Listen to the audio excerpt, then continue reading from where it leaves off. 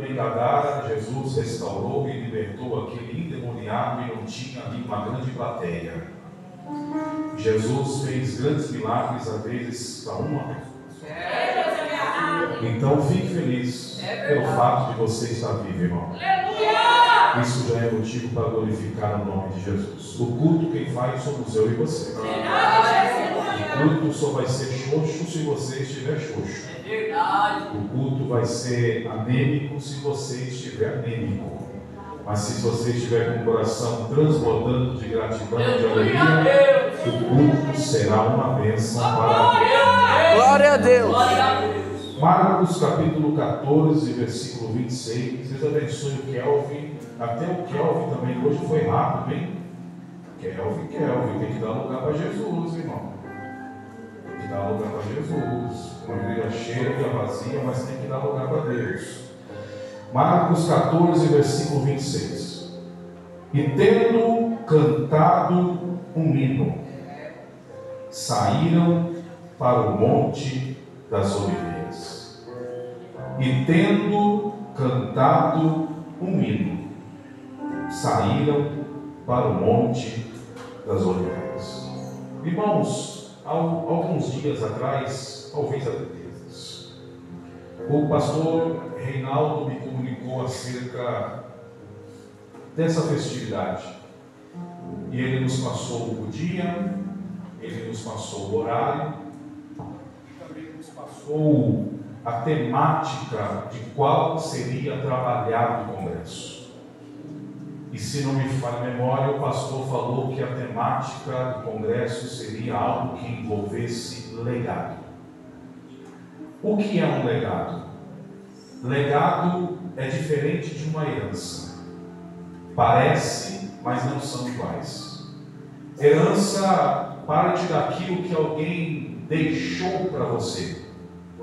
Legado é aquilo que alguém deixou em você. O filho pródigo, a problemática toda dele é porque ele saiu de casa com a herança, mas saiu de casa com o legado do pai na sua vida. Saiu com a herança, mas esqueceu para trás a bênção. E a bênção é muito melhor do que a herança. Então, se legado é aquilo que alguém deixa em nós, isso quer dizer que legado tem muito a ver com marcas que pessoas deixam na nossa vida. Herança costuma ser uma marca, um sinal, um epiteto que alguém deixou de maneira profunda na nossa vida. Então, não haja outro na história, irmão, que tenha deixado um maior legado para a igreja do que o nosso Mestre Jesus. Ele sim deixou marcas, ele sim deixou algumas pisaduras dignas de serem seguidas. O apóstolo Paulo se levanta e diz: sede meus imitadores, assim como também eu sou de Cristo Jesus. Então, se tem alguém que merece olharmos com cuidado para a sua história, a sua vida, esse é Jesus. Porque ele deixou algumas lições, ele deixou algumas marcas, alguns epitetos, alguns sinais na igreja. E eu tenho certeza, se nós nos permitirmos vivermos com intensidade esse legado que o Mestre deixou, nós vamos viver um evangelho de reino de Deus, de glória em glória, vitória em vitória e conquista. A tarde era a tarde de uma quinta-feira, era a véspera da Páscoa, e os discípulos, sabendo da importância dessa solenidade, dessa reunião, deste evento, dessa festa, um deles perguntam para o mestre: mestre, aonde é que vamos celebrar a Páscoa? Aonde é que vamos comemorar a Páscoa? Páscoa quer dizer fechar, quer dizer pular o alvo, tem muito a ver com a libertação. Então, para o judeu, comemorar a Páscoa é comemorar a vitória da sua libertação. E Jesus disse: vocês vão até a cidade, e quando vocês chegarem lá, vocês vão ver um homem carregando um cântaro cheio de água. E vocês avistarem ele, sigam-o, e na casa que ele entrar, esta será a casa que vamos celebrar a Páscoa. Olha a direção que Jesus dá para os irmãos. Vocês vão até a cidade, vocês vão encontrar um homem carregando um cântaro d'água cheio. Então vocês sigam ele. Talvez alguém perguntou: qual o nome do homem? Não importa qual é o nome. O que importa aqui é que ele está carregando um cântaro cheio de água. Não adianta seguir pessoas que têm nome, mas andam com o cântaro vazio. Eu prefiro seguir anônimos, mas que têm o cântaro cheio, do que seguir homens que têm nome, mas andam com o cântaro vazio. Glória a Deus. A direção foi esta: siga o homem com o cântaro cheio. A quem você está seguindo? Quem é que você para ouvir? Qual o seu pregador preferido de internet? Qual o tipo de alimento que você tem se alimentado nas redes sociais? Qual é a pessoa que você costuma curtir tudo aquilo que ela posta no Facebook e no Instagram? Tome cuidado. Você pode estar seguindo alguém que tem nome, mas tem o cântaro vazio. É importante saber quem se segue nos dias atuais. Porque tem muita gente que tem nome, mas anda com a alma vazia, vazia da graça, vazia de santidade, vazia de caráter, vazia de Deus. Então Deus, em sua simples palavra, está dizendo para nós nesta noite: se é para seguir alguém, siga alguém que está com o cântaro cheio. Glória a Deus. Deixa eu perguntar: quem está com o cântaro cheio aqui? Glória a Deus. Glória a Deus. E a Bíblia diz que quando os discípulos ali chegaram, prepararam toda a mobília. E a Bíblia diz que ali eles começam a celebrar a Páscoa. A Bíblia diz que dado o momento, Jesus ele para o que estava fazendo. Ele vai até um lugar próximo do divã, pega uma bacia com água, pega lenços, toalhas, e a Bíblia diz que um discípulo por vez, ele começa a limpar, a lavar os seus pés. Símbolo de humildade e de simplicidade. Em algum momento Pedro, incomodado com aquela ação, se levanta e diz: mestre, não te importas em lavar os meus pés? E o mestre diz: tu não sabes o que eu faço hoje, mas um dia saberá amanhã. E se eu não te lavar os pés, você não tem parte comigo nesse ministério. E Pedro diz: então não lava apenas os pés, mas lava todo o meu corpo. Jesus queria dar um lembrete aos discípulos que aqueles que estão na mesa não são mais importantes do que aqueles que foram chamados para servir. No ministério, o maior não é aquele que é servido. No ministério, o maior é aquele que entendeu a importância de servir. E parece que estamos vivendo o oposto nesta geração. Estamos vivendo num contexto em que os famosinhos, os patricinhos, os boizinhos de púlpito, as fofocas de igreja, não querem mais saber do ministério serviçal para servir. Eles querem aparecer, eles querem ser servidos, Eles querem chegar nas nossas igrejas, pastor Reinaldo, para cantar e pregar, e querem que a gente estenda um tapete vermelho para eles passar. Eles querem cantar e ser aplaudidos. Eles querem cantar e ser ovacionados. Eles querem pregar e receber outras ofertas no final da sua mensagem. Eles querem nome no cartaz. Eles querem curtidas no Facebook.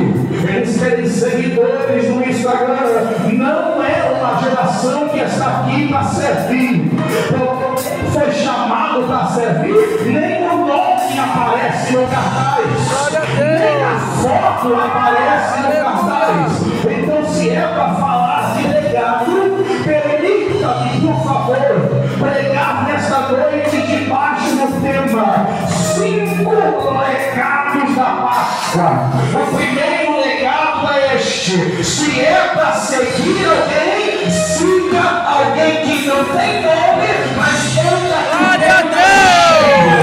A segunda lição que eu aprendo, o segundo legado da mesa é que você pode estar do lado do mestre, você pode fazer parte do colégio apostólico, você pode dormir com ele, acordar com ele, comer com ele, andar com ele, mas na mesa você é apenas mais um. Glória a Deus, aleluia! Na mesa você pode ter até comigo no Instagram e seguidor, mas na mesa você é apenas mais um. Glória a Deus! Na mesa da ceia você é apenas mais um. Oh, glória! Por isso, fica baixando a bola. Não pense em você que se você não cantar o negócio não vai. Não pense em você que se você não pegar no microfone o congresso vai ser frustrado. Você pegando no microfone ou não, cantando ou não, pregando ou não, o negócio vai.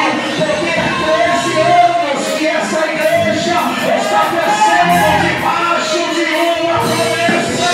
E não é porque meia dúzia formou, não é porque 2 ou 3 igrejas não vem hoje que o culto vai terminar falido. Se depender de mim, nós vamos terminar esse culto.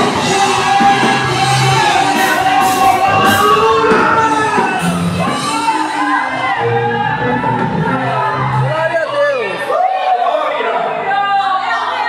Existem algumas verdades que, por mais duras que sejam, precisam ser ditas. Deus não conta, irmãos, com famosinhos de igreja. Deus não conta com Barbies de igreja. Deus não te chamou para ser Barbie. Deus já te chamou para servir. Cadê a tua bacia com água? Quando você vier no culto, lembre de trazer tudo, mas não esqueça a bacia de água em casa. Não esqueça a toalha para enxugar os pés de alguém em casa. Na casa de um judeu tinha que ter pelo menos 3 mesas. A mesa normal, que é aquela que todos nós temos em casa, que é a mesa familiar. A outra mesa chama-se altar. Essa mesa ficava do lado de fora. E a terceira mesa chamava-se kibushá. Essa mesa, ela não tinha apoio, não tinha pernas. Essa mesa era no chão. E ela só poderia ser usada apenas uma vez no ano. Exatamente quando ia se comemorar abaixo.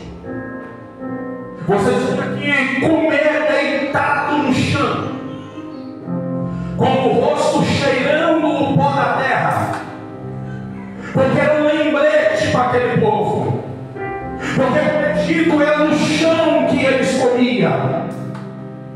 Ninguém sentava numa mesa de porcelana, de vidro, de 8 cadeiras estofada. Quando eles comiam no Egito qualquer tipo de alimentação, eles comiam no chão. Então, quando eles iam celebrar a Páscoa, eles se lembravam da onde é que Deus os tirou.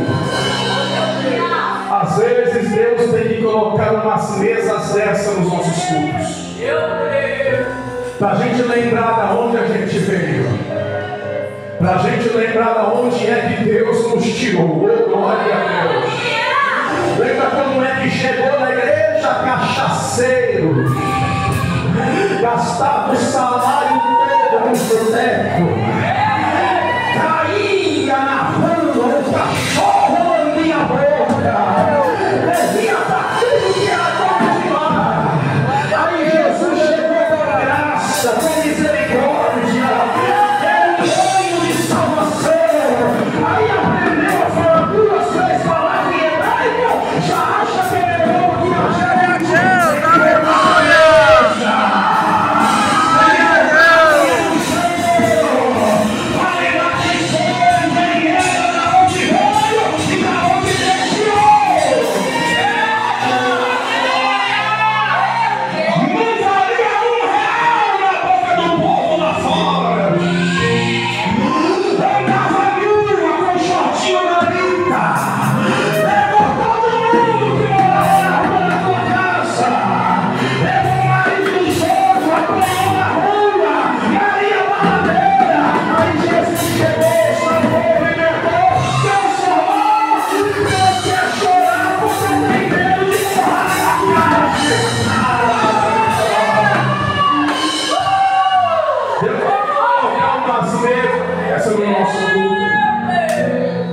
pra gente lembrar quem a gente era, da onde Deus nos tirou. Aleluia.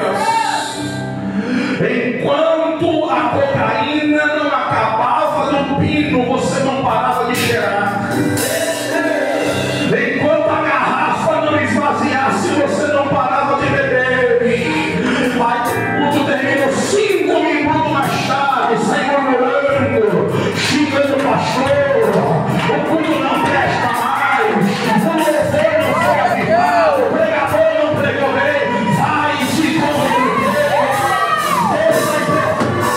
Essa para você se lembrar que aqui ele te tirou.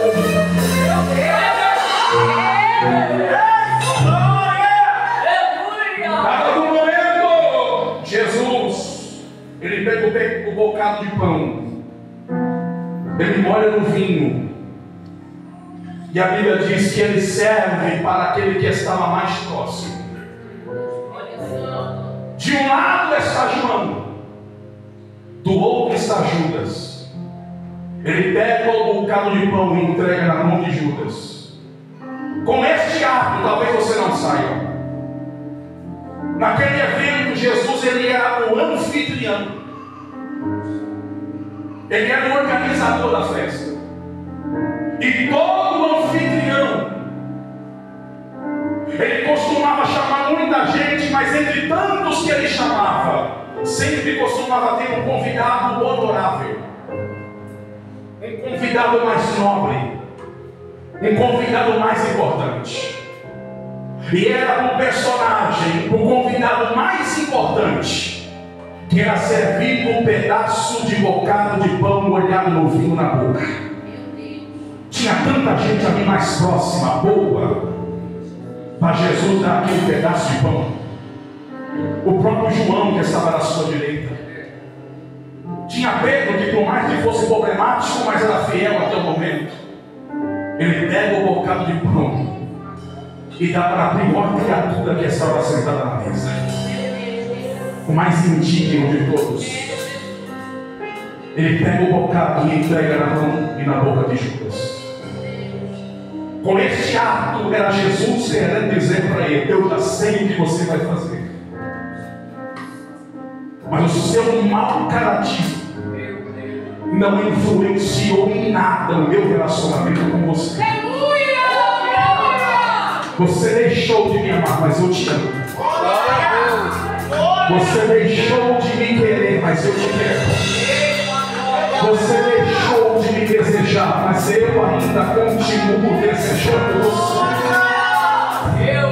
Era Jesus querendo remover a ideia de Judas, a ideia de vendê-lo. Estava no momento, a Bíblia diz que Judas se levanta no meio da ceia, vai embora, e o destino dele você já sabe qual é. Foi vender Jesus por 30 moedas de prata. A ceia está prestes a acabar, irmãos. Todo mundo já bebeu, já comeu, já ceiou. A comunhão foi estabelecida na mesa. A Bíblia diz que quando dá perto das 18 horas, a virada da quinta para a sexta, Jesus, antes de se levantar da mesa, ele faz aquilo que apenas uma vez na vida ele fez. Uma vez. Você vai pegar a Bíblia de ponta a ponta, de Gênesis a Apocalipse, Apocalipse a Gênesis, e você vai ver esse ato aqui feito por Jesus uma vez só. O que, pastor? Ele cantava o hino. Existia tantas ocasiões para Jesus ter cantado o hino. Por que ele deixou para cantar na véspera da crucificação? O primeiro milagre é sempre aquele que mais marca, sim ou não, pastor? E a ocasião era propícia, porque era uma festa de casamento. Então o que não faltou ali foi música. O primeiro milagre, ele poderia ter cantado ali, mas não cantou. Ele poderia ter cantado quando ressuscitou o filho da viúva de Naim, mas não cantou. Ele poderia ter cantado quando a filha de Jairo ressuscitou, mas ele não cantou. Ele poderia ter cantado quando houve a multiplicação de pão e peixe por 2 vezes, mas ele não cantou. Ele poderia ter cantado quando seu amigo Lázaro voltou dos mortos, mas ele não cantou. Ele poderia ter cantado quando seu pai José morreu, mas ele não cantou.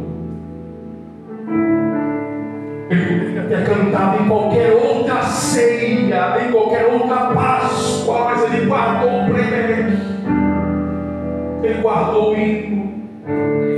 Ele guardou o louvor. Eu não sei qual música ele louvou. Eu não sei qual foi a melodia que foi cantada. Eu não sei qual foi a letra. Eu não sei qual foi a tonalidade de voz que ele usou. Eu não sei se a voz dele foi grave, se foi suave, se ele fez falsete, se ele fez vibrato. Eu não sei, mas eu só sei que ele cantou um louvor. Todos nós temos um louvor que a gente ama. Todos nós. Todos nós temos aquele louvor que a gente não esquece nunca mais. Para uns é o louvor da conversão. Para outros é o louvor de quando você está passando a pior crise da vida. Só esse louvor vinha no seu coração para você cantar. Para uns é aquele louvor que marcou o dia que você foi batizado no Espírito Santo. Todos nós temos uma canção preferida. Todos nós temos uma música preferida. Todos nós temos um louvor marcado. Tem gente que está aqui naquela expectativa de receber por esses dias o milagre. Tem gente que está aqui na expectativa de receber uma grande vitória. E você já preparou tudo. Você já planejou tudo. Quando vai ser o culto de ação de graça? Aonde vai ser o culto de ação de graça? O que você vai louvar? O que você vai falar? Mas principalmente o louvor que você vai cantar. Não é assim? É aquele louvor que você está engasgado com ele. Veio o culto e saiu o culto e você tinha todas as chances de louvar ele, mas você guardou. Porque tem um dia e a hora certa que você vai cantar. Jesus está 30 anos guardando esse louvor. Esse louvor está engasgado. Alguém diz agora ele canta, ele vai e senta, não canta, ele prega. Aí a filha de Lázaro ressuscita e alguém diz agora ele canta, ele não canta. Vai lá e aí o moço volta à vida e alguém diz agora ele canta, ele não canta. Pão e peixe é multiplicado e alguém diz agora ele canta.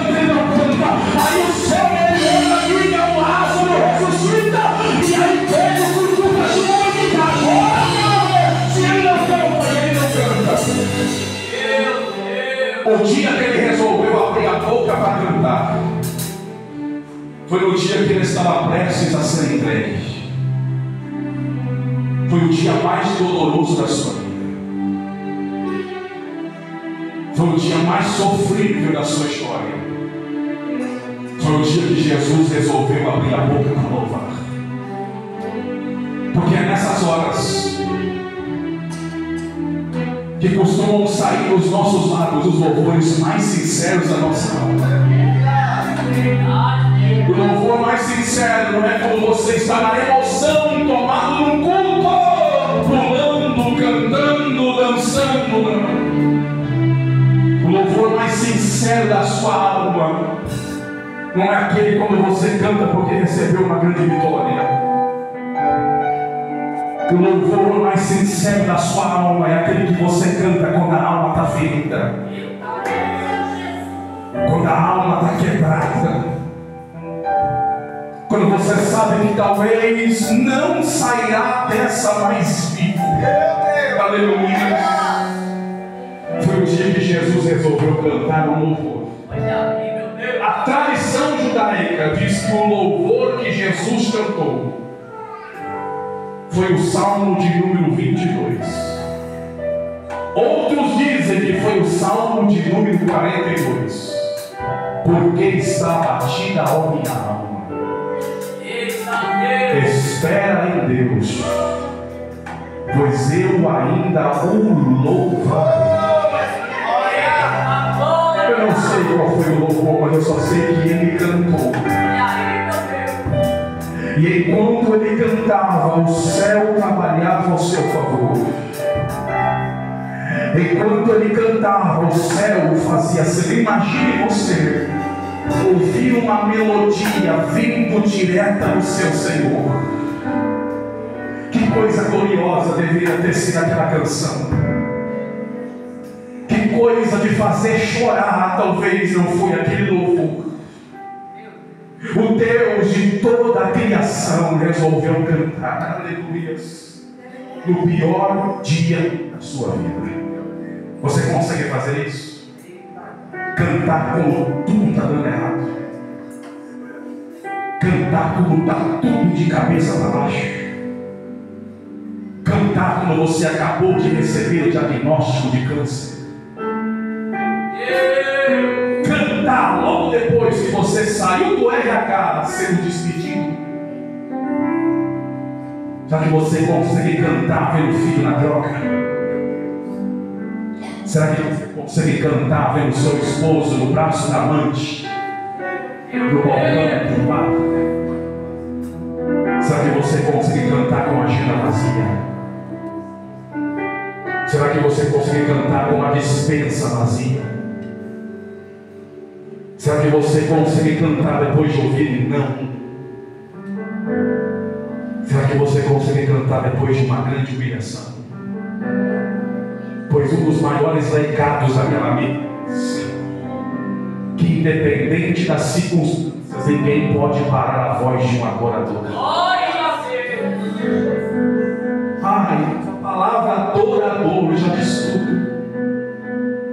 É adorar no meio da dor. Adoração não tem nada a ver com música, com letra, com timbre, com vibrato.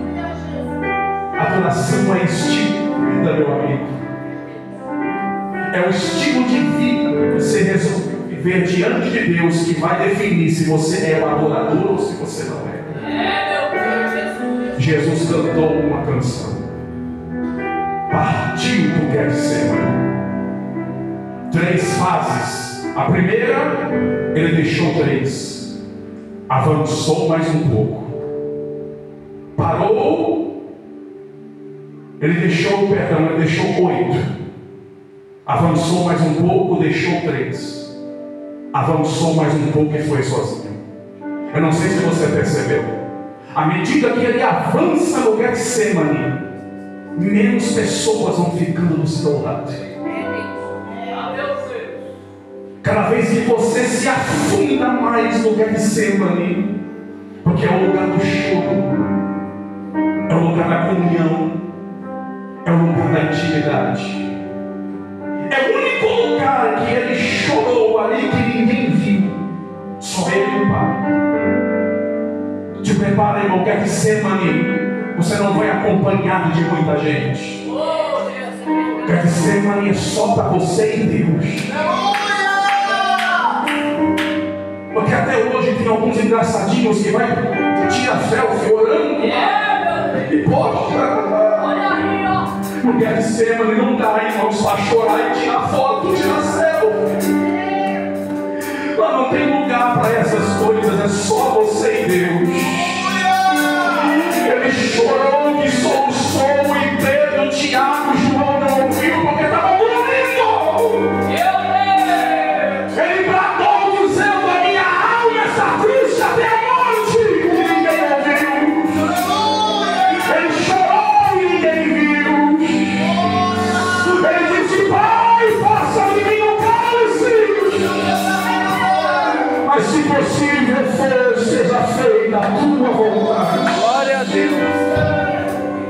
Ele volta por 2 vezes e encontra os discípulos dormindo, e ele usa a corda, dizendo: Pedro, nem por 1 hora pudesses orar por mim. Quando ele volta na 3ª vez, ele não chama ninguém mais. Ele só diz: levantai-vos, porque é chegado o traidor. Até quando a gente vai ficar insistindo com gente que não está nem aí para a nossa luta? Jesus chamou eles 2 vezes. Quando ele voltou na 3ª e viu que eles continuavam nem aí, Jesus deixou. A gente costuma ficar insistindo com gente que não está nem aí para gente. Para de ficar insistindo com quem não se compadece com a tua dor. Para de se compadecer com gente que não está nem aí com o teu sofrimento. Aguenta esse processo do Getsemane, porque Jesus chegou ali sozinho, mas saiu dali acompanhado de uma legião de anjos. O céu está te assistindo. Os homens não viram, mas o céu está. Glória a Deus.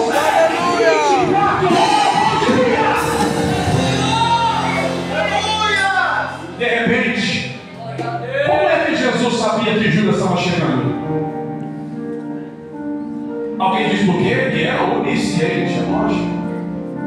Mas tem uma base explicável aqui. Jesus sabia que no meio do escuro, no meio da mata, Jesus estava vindo, porque de longe ele ouviu o barulho de moeda no bolso. Trim, trim, trim. E ele identificou que o traidor estava chegando. No culto do Getsemane, o que você trouxe? Moedas? No culto do Getsemane, o que você trouxe? Lenço para chorar? No culto do Getsemane, o que você trouxe? Glória a Deus, são aleluias. E a Bíblia diz que com um beijo ele traiu o seu Senhor. Jesus é levado às pressas, na madrugada, às escondidas. E a Bíblia diz que ele é levado para Caifás. Ali começa uma sessão de tortura.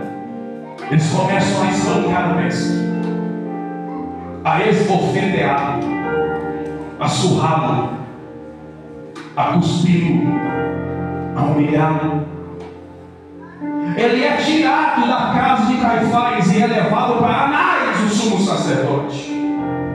Ali ele tem as suas vestes rasgadas, ali ele é esmurrado, ali ele é xingado, blasfemam contra ele, cospem de novo no seu rosto. Agora já é praticamente meia-noite, a sessão de tortura ainda continua. Eles levam agora Jesus para a casa de Pilatos, acordam Pilatos à madrugada, e ali Pilatos, não achando nenhum engano, mandou que leve Jesus para Herodes. Herodes, o sonho dele era conhecer quem era Jesus, o famoso rei dos judeus. Herodes era um homem promíscuo, profano. Era um homem que sem vergonha e sem pudor fazia sexo a céu aberto para todo mundo ver. Imagine Jesus no centro da sala de Herodes, vendo aquela pornografia, aquele bacanal, aquela coisa profana e imunda. Os servos de Herodes batem de novo em Jesus. E a Bíblia diz que ali Herodes manda Jesus fazer um sinal para que ele acreditasse que ele era o rei dos judeus. Jesus, não devendo nada para ninguém, não faz o sinal. E eles mandam que chicoteiem de novo Jesus. O corpo já está flagelado, já está quebrado, já está moído. Levam de novo Jesus para Pilatos. Já é às 6, 5 horas da manhã. A Bíblia diz que Pilatos faz o último julgamento sobre Jesus. Coloca Jesus e Barrabás ao lado e dizem: hoje é costume soltar alguém. Quem vocês querem que eu solte? Barrabás ou Jesus? A mesma escolha que foi feita há 3.000 anos atrás, lá no Egito, na Páscoa de novo. Deus diz assim: Moisés dizia para o povo escolher ou o bezerro ou o bode.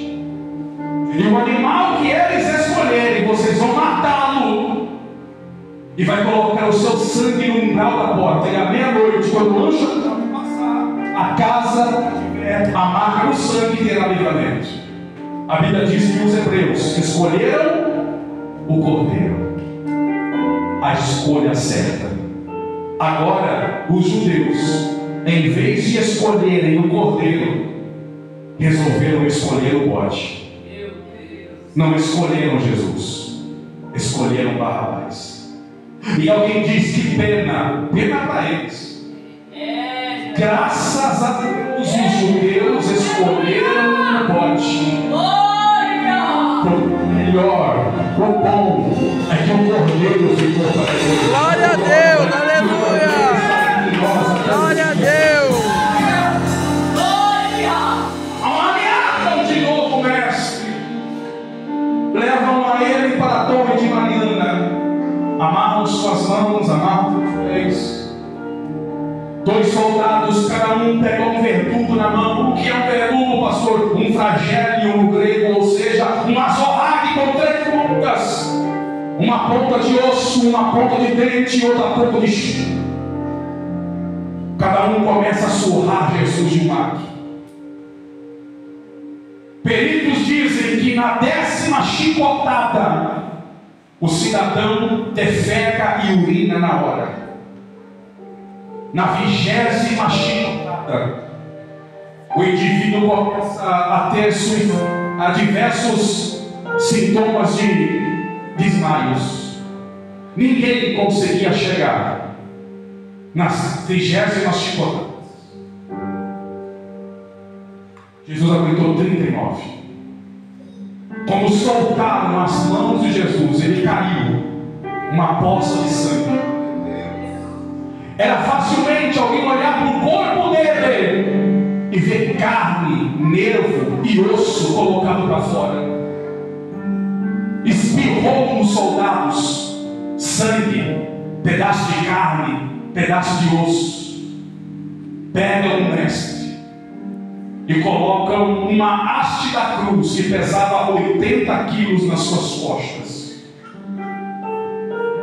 De Jerusalém até o Calvário era 800 metros.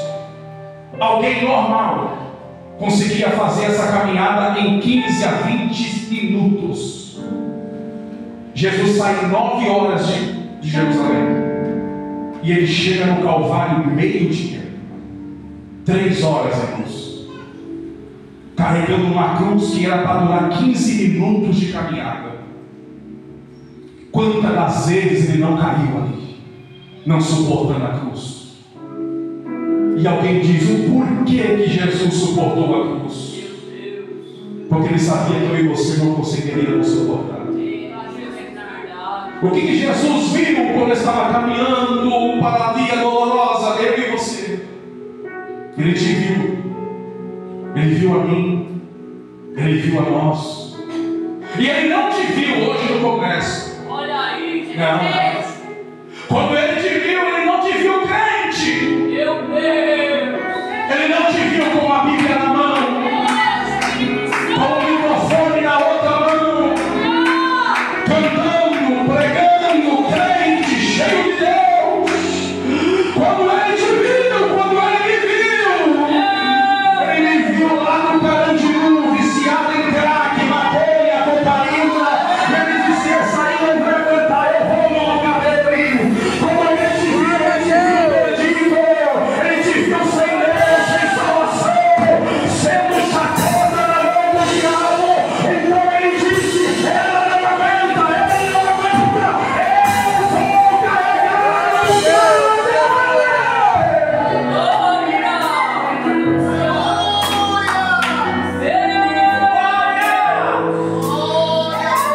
chega no cume do Calvário. A haste da cruz é colocada no chão. Eu não consigo ver o soldado com gentileza Meu Deus. deitando Jesus no chão para pregar as suas mãos e pés. Não. Eles jogam Jesus no chão de qualquer jeito. Eita, Jesus. Antes de pregar as suas mãos, a Bíblia diz que os soldados começam a disputar acerca das suas vestes. E o soldado que ganhou no par ou ímpar, no jockey pô, não sei, arranca do corpo de Jesus as suas vestes. Já viu aquele ferimento, irmão, que como seca, você puxa assim, sem querer, a manga, a camisa que grudou, dói ou não dói? Agora você imagina um homem que está com o corpo cheio de chagas. Meu Deus. O sangue secou no corpo. A roupa secou com o sangue e o soldado puxando de uma vez só. As feridas começam a abrir de novo, o sangue começa a jorrar mais uma vez. O nervo chega a saltar para fora. Um soldado pega a mão e a prega. Só que tem um problema, aquela cruz já tinha sido feita por medida para Barrabás.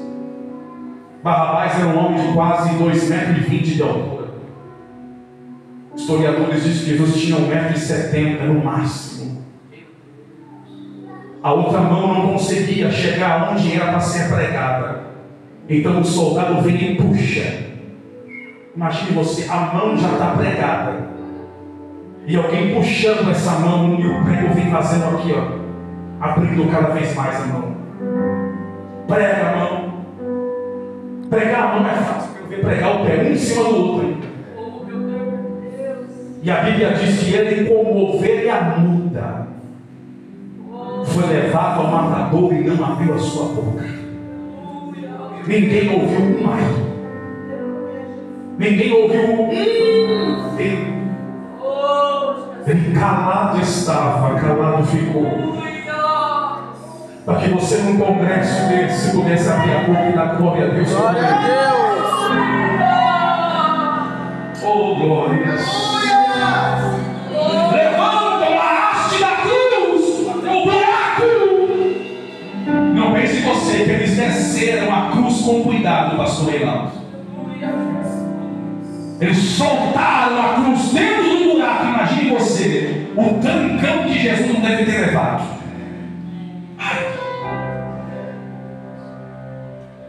As feridas voltaram a se dilatar de novo. O nervo quase que pulando lá fora. Alguém endemoniado pega um pano envolto no vinagre e tenta dar para Jesus. Aí alguém perguntou: o que vinagre está fazendo aqui? Vou te falar e por favor não se escandalize. Só entenda o tamanho do amor que ele teve por você. Eu estou falando de um período de 2000 anos atrás. Quando alguém fizesse as suas higienes, o número 2, entendeu o que eu falei, né? Não tinha papel higiênico. Como é que fazia a higiene naqueles dias, pastor? Pegava um pano, molhava no vinagre e fazia a sua limpeza. O pano com vinagre que deu. Você já sabe o que estava encharcado nele. Tinha fezes, tinha urina, e deram para Jesus beber. E você fazendo média do culto para não dar glória a Deus com aleluia. E você querendo comprar para cantar e para pregar. Oh meu Deus. Você não quer chorar porque vai morrer. Você não quer vir para o culto porque começou a garoar, nem chover, é a garoar. E você não vem para o culto porque ele se chegou cansado. Está com dor de cabeça, com enxaqueca. Oh meu Deus. Oh irmãos, como nós merecíamos o inferno, como a gente merecia a condenação eterna. Glória a Deus. Mas por causa da cruz, nós fomos poupados para a glória de Deus. Glória a Deus.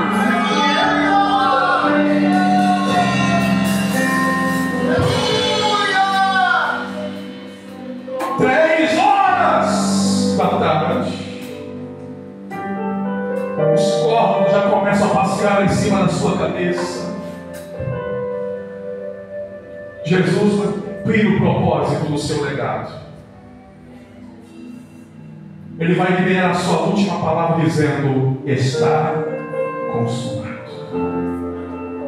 Tetelestai. Ou seja, a dívida está paga. A obra que tinha que ser feita. Esse povo, essa igreja, não deve mais nada para ninguém. E esse legado tem que continuar até os dias. Eu e você precisamos levar o legado da cruz. Por isso, irmãos, quando você vier para um culto desse, independente de festa ou não, se está cheia ou não, tem o seu melhor. Oh, porque na noite da traição ele cantou, glória ao nome de Jesus. Ele carregou por 3 horas uma cruz que não era dele. Era vinagre misturado com ferro para ele beber. E ele suportou por amor a você, por amor a mim, por amor a nós. Glória a Deus, aleluia. Glória a Deus, aleluia.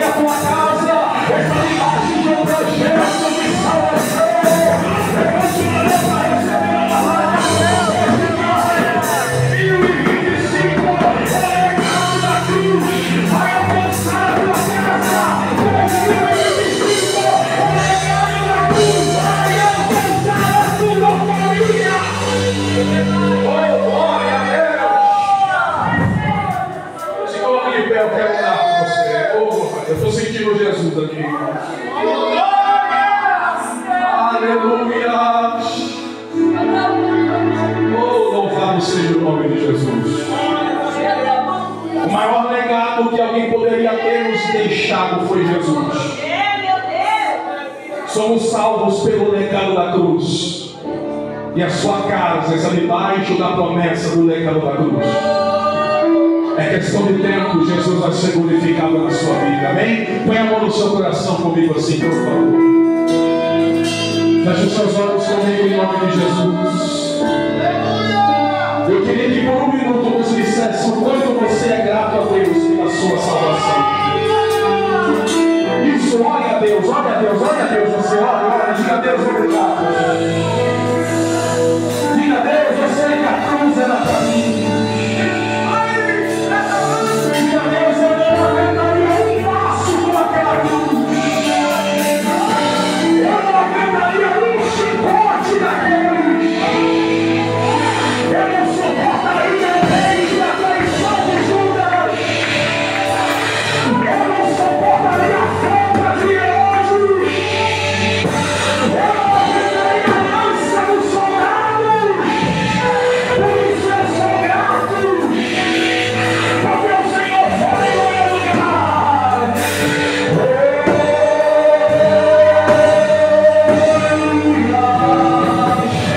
Aonde eu entrei de grato. E aí com o Espírito Santo. Abraça ele agora. Envolve ele agora. Olha ele agora. Eu vou deixar você amar.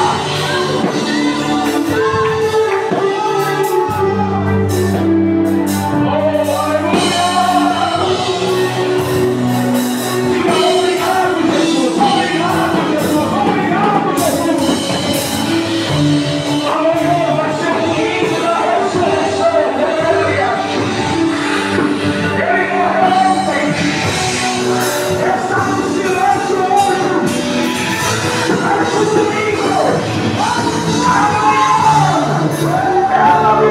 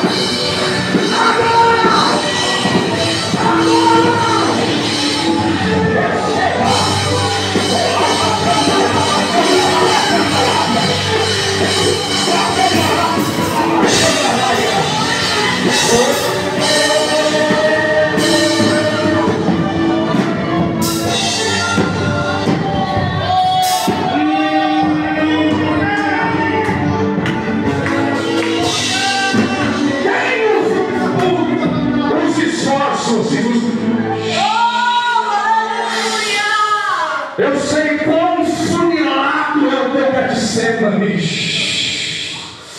Quantas vezes procurastes o Pedro, o Tiago e o João e não achastes? Ninguém te viu no teu Getsemane, mas eu, Senhor, estive lá. E vou dizer ainda esposa estava lá. Nenhum dos teus filhos, que são as coisas que mais amam, eles também não estiveram lá. Mas eu, Senhor, estive lá. E colhi cada lágrima. E cada Deus. Aceitei com aroma agradável tuas súplicas e as tuas orações. As lágrimas, meu filho, assim diz o Senhor. Eu estou as transformando em azeite nesta noite de hoje.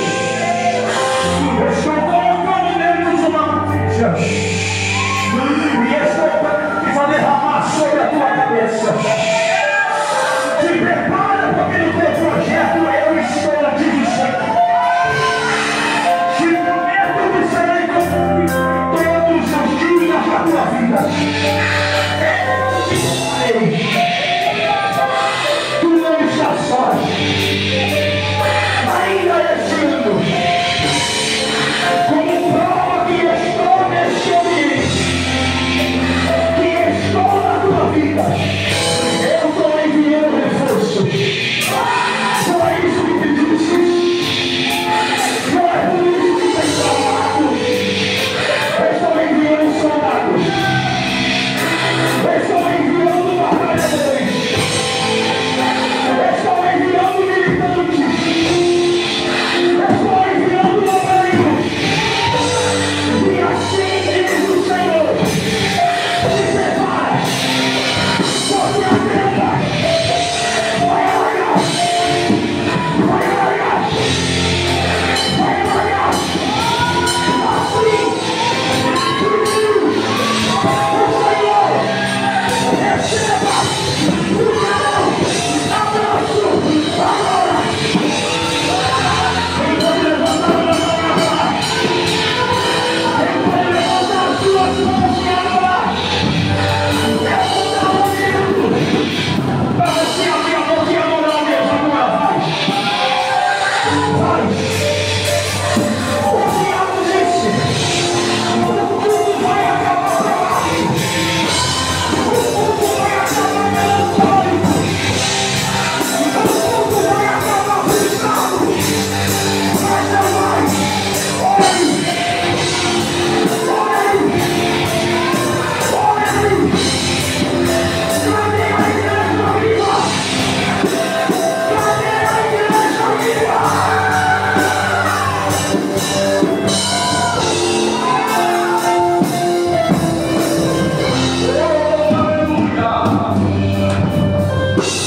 Bendito seja o nome de Jesus. Oh, bendita graça.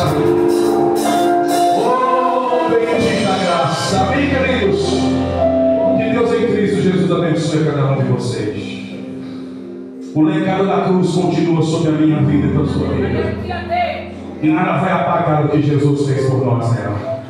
Apenas valorize um pouco mais. Trabalhe um pouco mais. Adore um pouco mais. Faça um pouco mais. Dê valor a tudo que Ele fez, porque foi por amor a você. Alguém me perguntou hoje, pastor, qual é o verdadeiro significado da Páscoa? O significado é esse: é que Ele preferiu morrer do que viver sem você.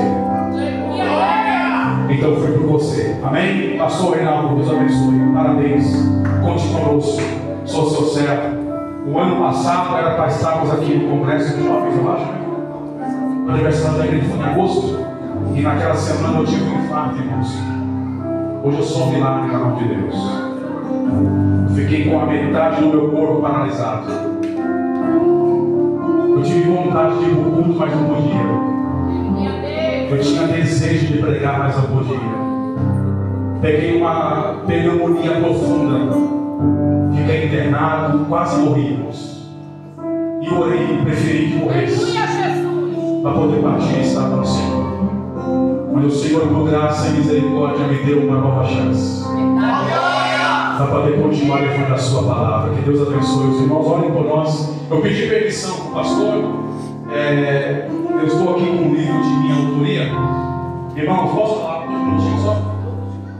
Irmãos, para alguns é apenas um livro. Eu comecei a escrever esse livro em 2005. Eu morava num barraquinho de 2 cômodos, com as telhas que choviam mais dentro do que fora.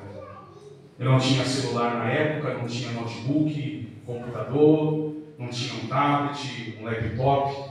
Eu só tinha uma caneta, alguns papéis e um sonho. E todos os dias Deus me dava algumas graças e eu ia escrevendo nos papéis. Mais de 100, 150 folhas daquilo que eu achava que um dia poderia ser um livro. Passou-se o tempo, as folhas ficou borrada, embolurada. Aí chegou esse termo nosso digital e eu pedi um favor para um amigo para que ele conseguisse tirar a folha e colocasse com PDF em 2015. Ele fez, então um PDF ficou comigo desde 2015, guardado, eu esperando